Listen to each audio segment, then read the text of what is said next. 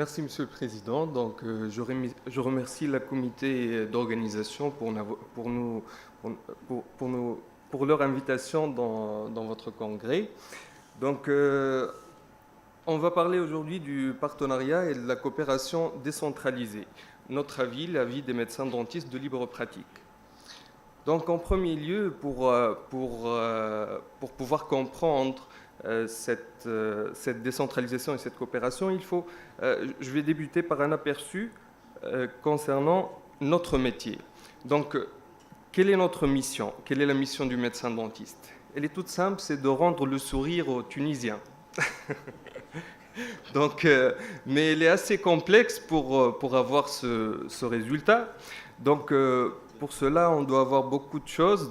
Il y a les soins, la conservation des dents, il y a les soins au laser pour la conservation de la gencive, les prothèses pour conserver notre mastication, la phonation, l'esthétique, et les prothèses maxillofaciales pour les patients qui ont des tumeurs. On a aussi la chirurgie, donc tout ce qui est extraction, tout ce qui est implantologie, aussi les chirurgies des tumeurs, et l'orthodontie, donc pour préserver notre mastication et l'esthétique.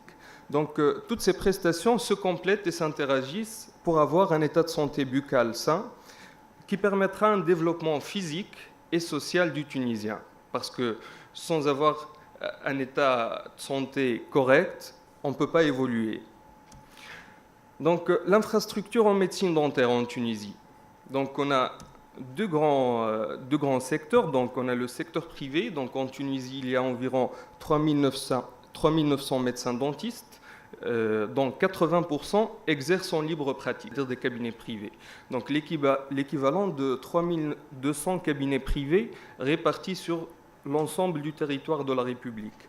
Je vous donne juste une petite idée concernant les chiffres, puisqu'on est dans le congrès des experts comptables. Donc, un cabinet, au minimum, il coûte 80 000 dinars. Ça peut aller, au minimum, c'est 80 000 dinars, ça peut aller jusqu'à 1 milliard de dinars. C'est le coût d'investissement d'un... 1 milliard. Ouais. 1 milliard, c'est-à-dire... D'accord. 2 millions, oui. D'accord. Donc... Par contre, au secteur public, on a, et ici on va voir la centralisation, on a la clinique dentaire de Monastir. Donc là, on trouve toutes ces spécialités, les soins, les prothèses et tout. On a 2 centres hospitalo-universitaires à Tunis où on ne trouve pas toutes les spécialités, on trouve essentiellement les soins et la chirurgie. 2 centres hospitalo-universitaires à Sousse, aussi où on trouve toutes les spécialités.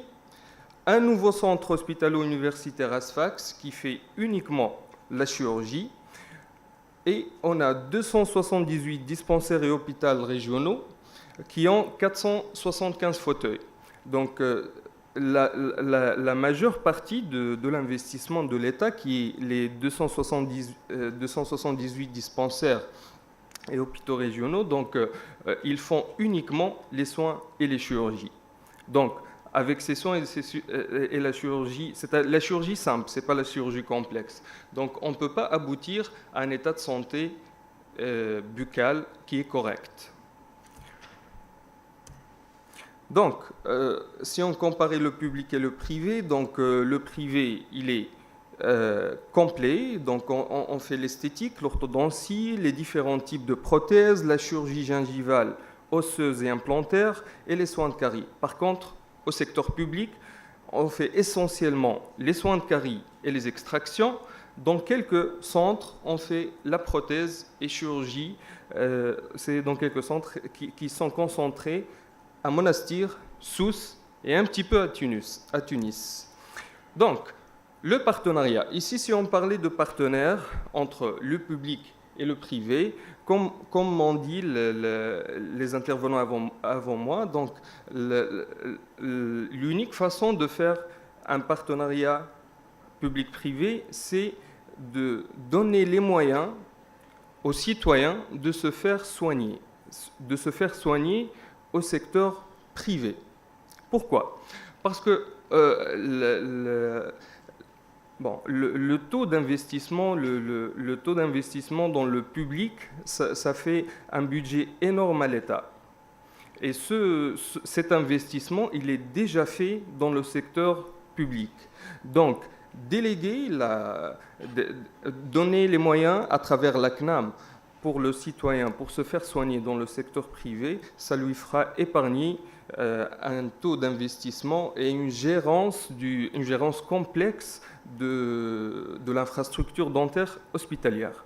Donc, je vais vous donner des exemples. Donc, les citoyens jouissant de la couverture sociale, la CNAM, et qui peuvent se soigner dans les cabinets privés ne représentent que 30% des affiliés.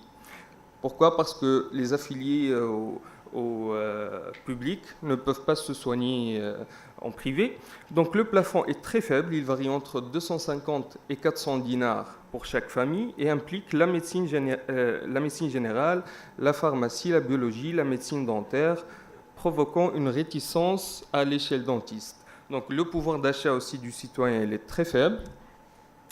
Donc les propositions des médecins dentistes, c'est de soutenir le droit du citoyen tunisien à se faire soigner, attribuer un plafond spécifique à la médecine dentaire, la création d'une carte à puce permettant aux adhérents le libre choix de se soigner dans le secteur privé ou étatique, donc élargir la liste des interventions remboursées suivant le développement scientifique et l'intérêt du patient, et de supprimer la TVA sur les services de santé.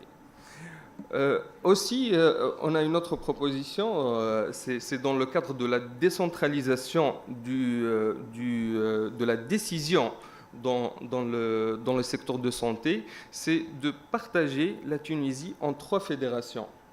3 fédérations que chaque fédération est organisée par un mini-ministère de santé, où il y aurait sa propre faculté, sa propre faculté de médecine dentaire, de pharmacie. Là, on peut partager le nombre d'étudiants de la médecine dentaire et de pharmacie qui est concentré à Monastir en 3 pour une meilleure qualité d'éducation, un meilleur niveau et aussi de meilleures prestations. C'est-à-dire, notre vision des choses, c'est de faire 3 fédérations, le Sud, le Centre et le Nord. En conclusion, donc, l'amélioration de la couverture sociale du citoyen donc, améliorera sa qualité de vie, sa santé et son développement économique, puisqu'on parle de développement économique. Donc, faciliter aussi l'accès du citoyen dans les structures privées pour avoir une meilleure prise en charge. Donc, ceci fera épargner l'État d'un investissement supplémentaire et une gérance complexe du matériel dentaire. Merci pour votre attention.